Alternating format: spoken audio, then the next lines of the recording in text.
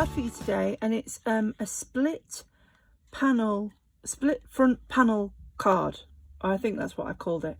I don't know if you can see, it's really difficult to show you, but this section, it's all attached, but this section is scored so that the panel actually is tilted. So if you imagine that this is the front of the card, this is the edge of the front of the card, and the panel actually sits tilted, a bit like an easel inside it.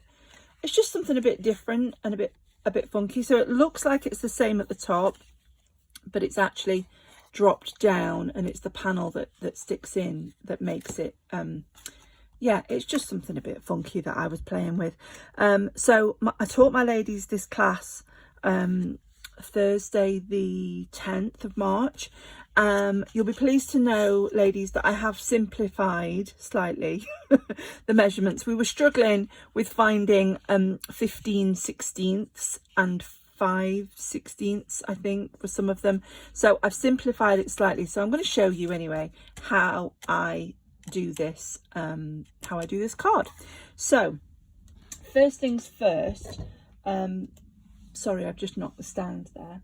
When my ladies received their kits for this month, we're doing Daffodil Daydream this month, even though you cannot unfortunately get the celebration papers anymore, the Daffodil Daydream is still in the January to June mini.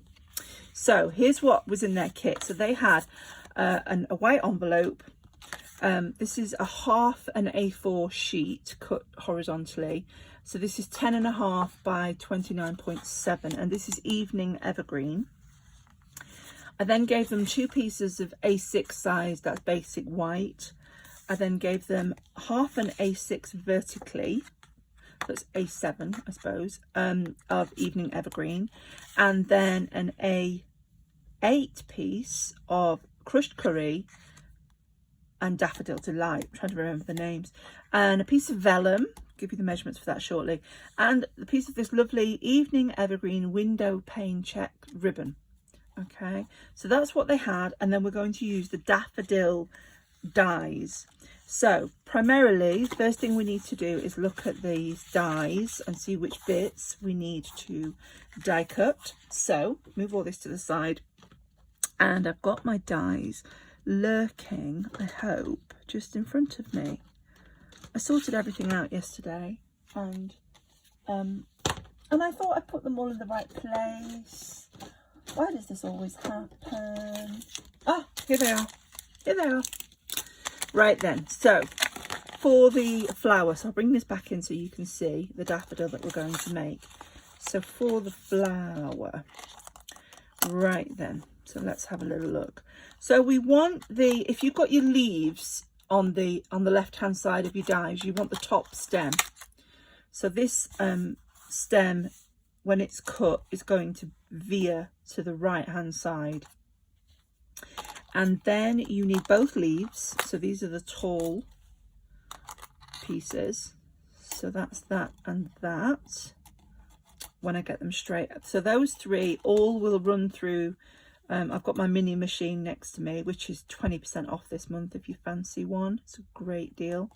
Anyway, I'll sort those out in a second. So those are the 3 that you're going to cut from the Evening Evergreen. Then we've got Daffodil Delight and Crushed Curry. So Daffodil Delight, we're going to cut the outline die of the trumpet, and we're going to cut the outline die, so just down here, it's got 3 petals and a funny bit of a noggin. So this is for the sideways flower. And then this piece here that's got 2 petals and a centre, that also is going to cut from Daffodil Delight. And from Crushed Curry, we need what I'm referring to as the overlays. So you've got the trumpet with the extra little wiggly cut lines. So that will become an overlay. And then you have this in this top right corner here, this sort of spiky shape, very strange, but it does overlay this one just here. And then down the right hand side, sorry, I'm useless with my right and my left, we've got this funny 2 petal, and that is the overlay for this piece. So those are all the pieces that we need to die cut. So I'm going to quickly do that, bring in my mini, and I'll whiz through this section.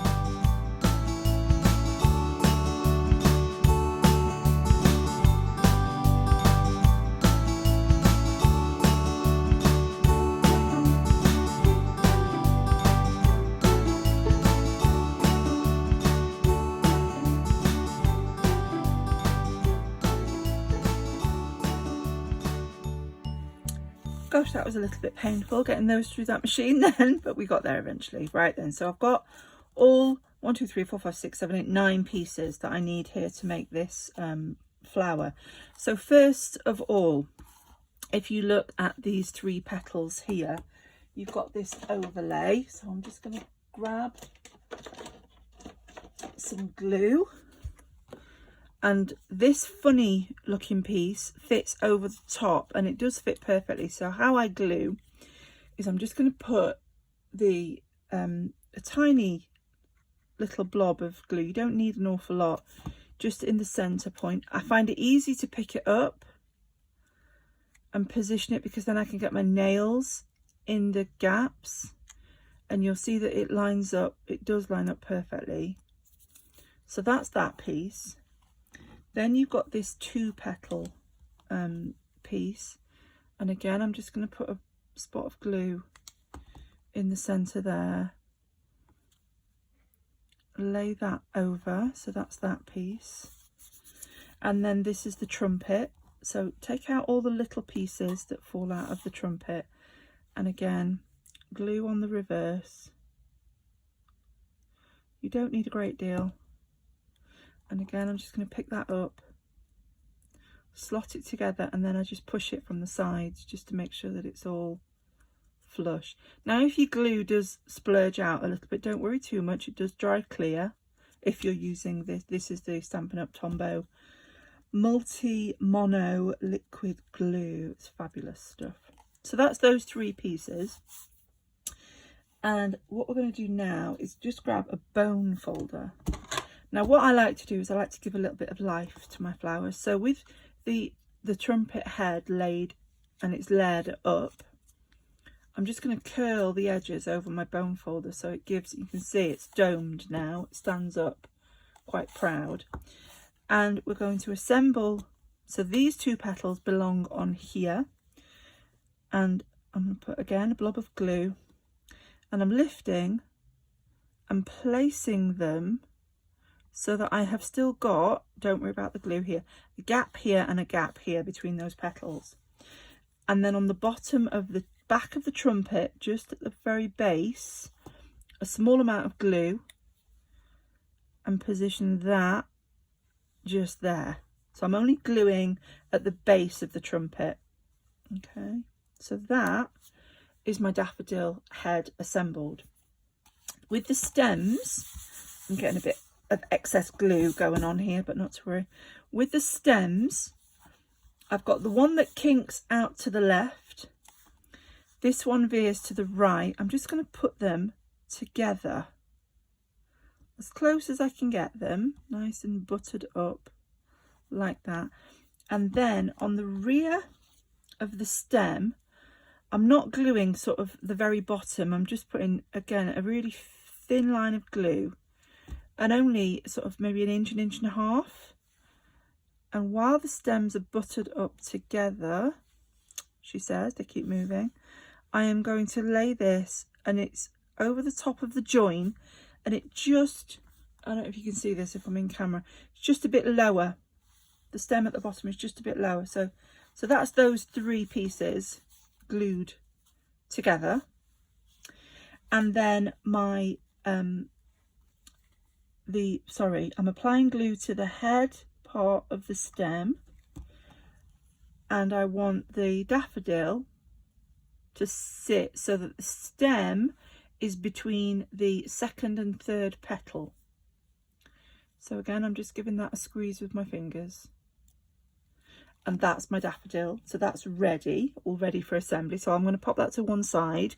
So we've done the die cutting. Oh, I'll tell you what we haven't done, actually. What we could do now is this piece of evening evergreen. So I gave my ladies 30 centimetres, which is plenty. I'm just going to wrap this around my stems and make a bow. So I'm tying this, and then I tend to take this piece over to the opposite side and then fold it back, then bring that around, push up through the front, and then usually my ribbon bow will stay fairly flat like that, she says, like that. Okay, I'm just gonna, when I want to tighten my bow, I took from the back of the loops. That's it. Okay, so I'm just going to grab my snips that I've got ribbon attached to, so I know they're just for cutting ribbon, and I'm going to cut the V's. Let me show you here. So here I've got little V notches, and the easiest way I find to do that is to fold my ribbon in half, and I'm going selvage to selvage, so it's edge to edge, and I'm cutting from the edge inwards to the fold, and that will give you a V.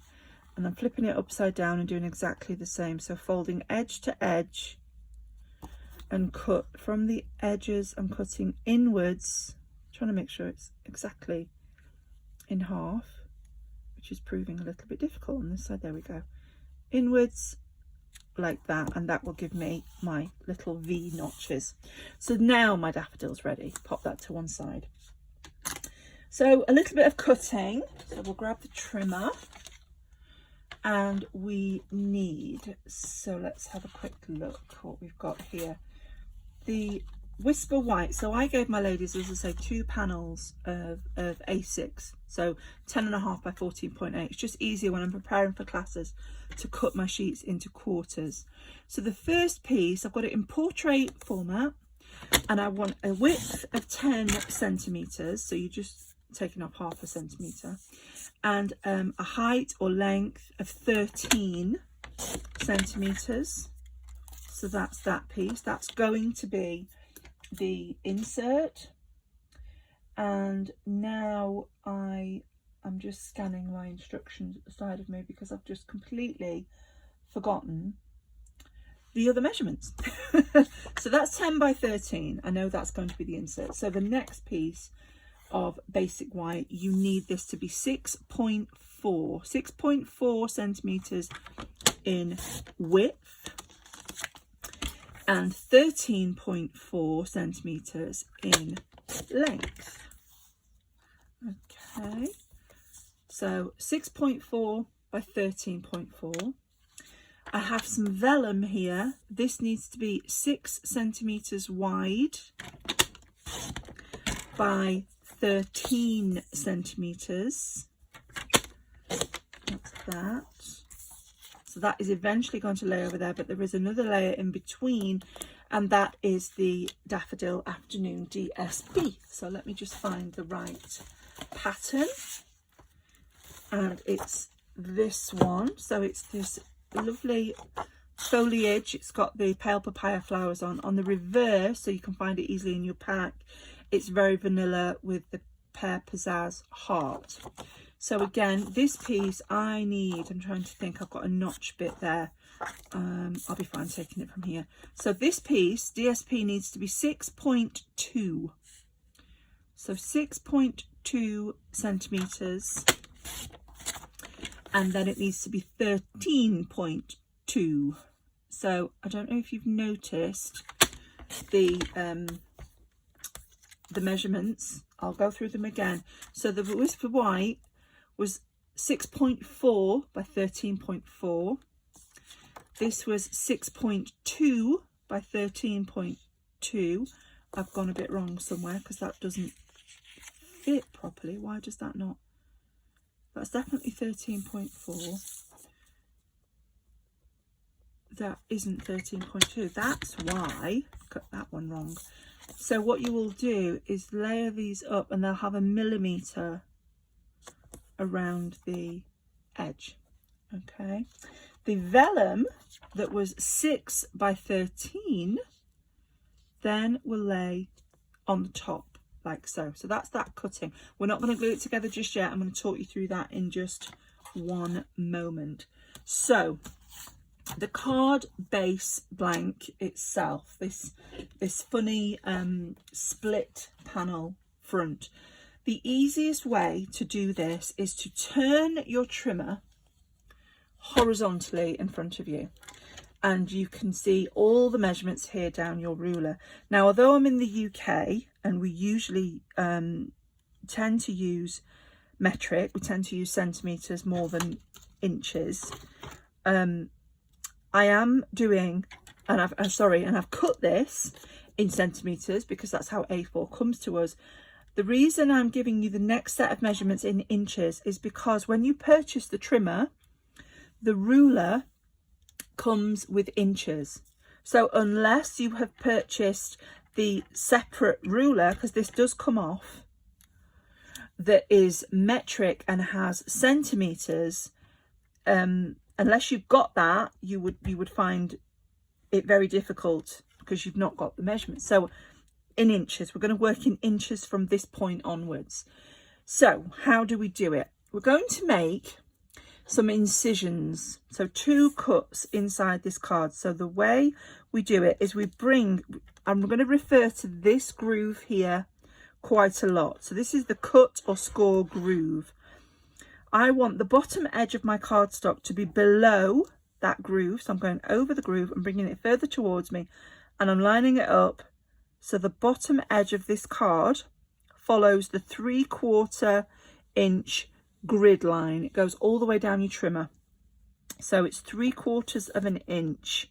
Okay, on the ruler, so I balance this, you can see my thumb finger there, I balance this. I'm going to position my blade at 6 3/8 of an inch. Now on your blade you've got 2 little grooves, one on either side, and that is where your blade lines up. So you're looking for this groove to line up with 6 3/8 of an inch. You're going to dig that into your cardstock. You're then going to move the blade to the right and cut only as far as 1 inch. So you're looking again to line up the groove with the 1 inch mark, and you're going to lift. You've made an incision. Show you what that looks like. If I can pick it up, it just looks like that. You've made 1 incision. We're going to repeat this on the other side. So this time, here's our groove, the cut and score groove. We're going 3/4 of an inch above it. Okay, so there's 3/4 of an inch. So the incision I've already made is off camera. It's down here.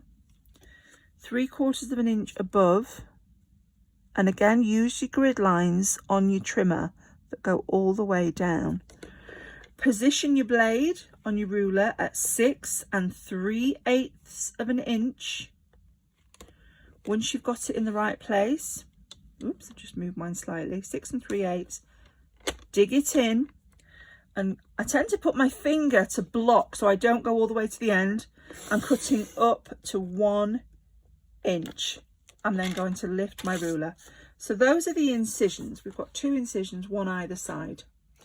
Green cardstock may not have been the best to show on camera. So now I'm just going to move my board up slightly to give you a bit more view. Now what we're going to do is make some score lines in between. Okay, we're going in between these incisions. So the first one, obviously it's 1 inch from the bottom because that's where we stopped. So I'm going to line up the base of my card to 1 inch below the cut and score groove. I've got my blade up there out the way, and I'm going to bring in my score blade, score tool should I say. This time we're going to position at 3 3/8. So 3 3/8. Push that down. We're going to score up to 3/4 of an inch. So this is just between those 2 incision lines, so it joins. I'm then sliding my card further down. I'm coming down to 1.5 inches. Now on the trimmer, that is where the grey measure board, the grid board, meets the brown plastic edge. So it's just on that join line is your 1.5 inch. We're scoring again between the incisions, which is 3 3/8, up to, oopsie daisy, 3/4 of an inch. Okay, so just in between. Lift your ruler. You've now got 2 score lines and 2 incisions. With me so far? I hope so. Right, I'm going to pull my trimmer down a little bit now because we're going to concentrate on measurements up here. I'm going to rotate my card so that the top edge has got the 2 score lines up there out the way, okay? The first measurement you're going to look for is the top edge of your card meeting the 5 7/8 of an inch. So 5 7/8, okay? What we're going to do now, we're still scoring, but we're only going to score the 3/4 of an inch side panels. So this score line does not meet the end of your incisions. It's set further in, and we're only scoring from the very left edge of the card up to the first incision. So you can see the groove here and your incision line. It's 3 3/8 if you want the measurement. So 3 3/8 to the end. Lift your ruler. Position the score tool at 3/4 of an inch and score to the top. So just from 3/4 to the top. Okay. So that's 2 score lines on either side of your card. The last score line needs to meet where the top of these incisions are. Now, you can do 2 things. You can follow the measurements that I've given you on the instructions, which I'll also explain. You need to open your ruler to follow the measurements, so I will do that. You can either eyeball, which is a bit tricky, to get the end of the incisions in your groove down here. I'm trying to go a bit further up. There we go, so you can see. So the end of the incisions, or on your ruler, when you open out your ruler, you've got the grey measure board, you've then got the brown plastic of the trimmer, and then there's a join, then you've got the brown plastic of the ruler, and then the grid on the ruler. The measurement we want is 6 3/8 of an inch, and it's right on the join between the ruler, the grey guide, and the plastic. So go up there. It's right on that line between the brown plastic and the start of the measurements on the ruler. And you are scoring between the incisions. We're back to just scoring in between. So 3 3/8, just up to 1 inch. Okay, that's all the cutting and scoring done. Now for the fun bit, you've got to fold it. Now then, again, I've tried to write this on the instructions, but to be fair, to watch me do it is so much easier. So I have turned my card landscape. I've got my 2 score lines that are 1/2 inch apart on the left hand side, and I'm using this raised edge.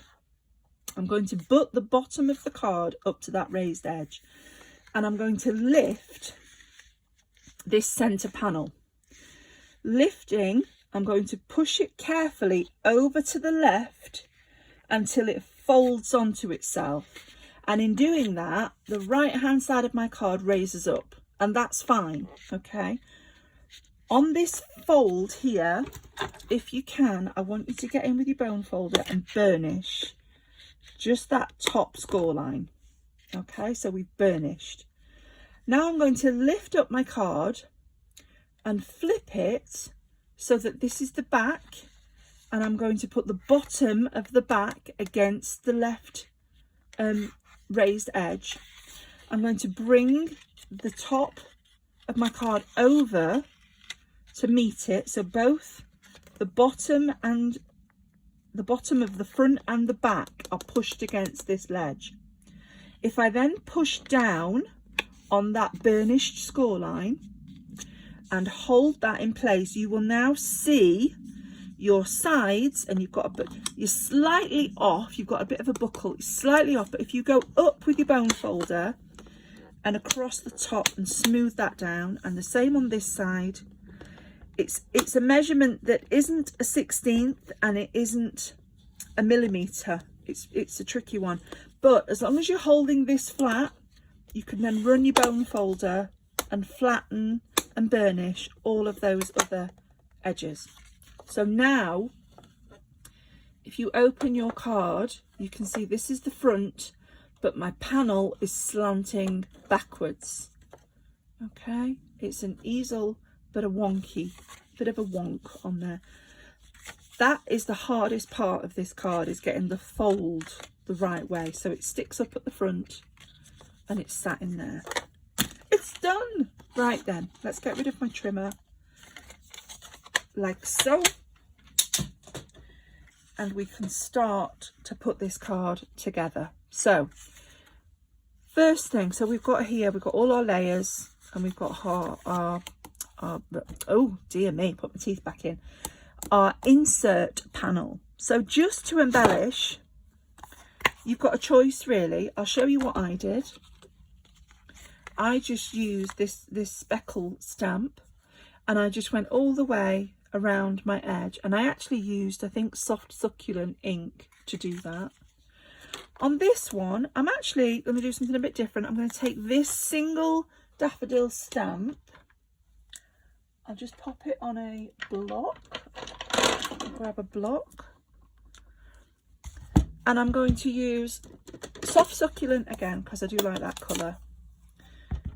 Ink up my daffodil, but I'm just going to stamp just at the bottom corner, like that. I quite like that one. In fact, I will add to it.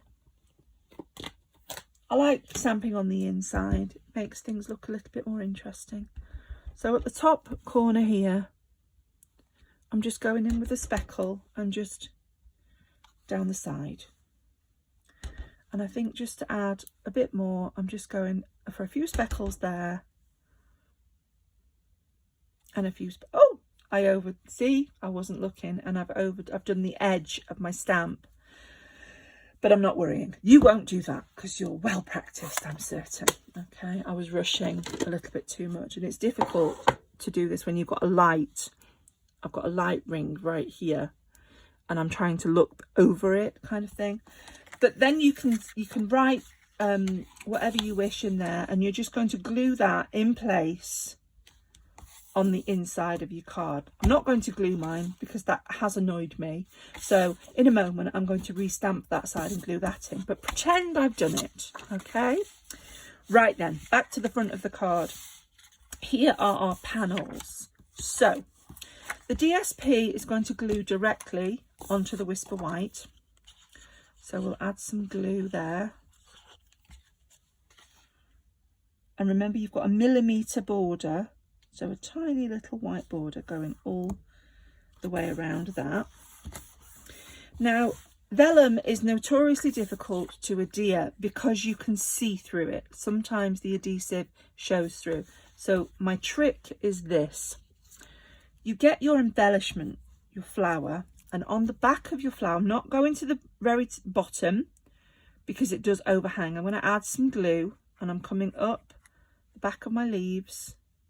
Just little spots there, and I'm going to add my flower first to my vellum. So the head of the flower stays within the vellum height. It's the tail, the bottom of the stem that overhangs. So I'm going to press that down. I've got a tiny smudge of glue, I'll sort that out later. And now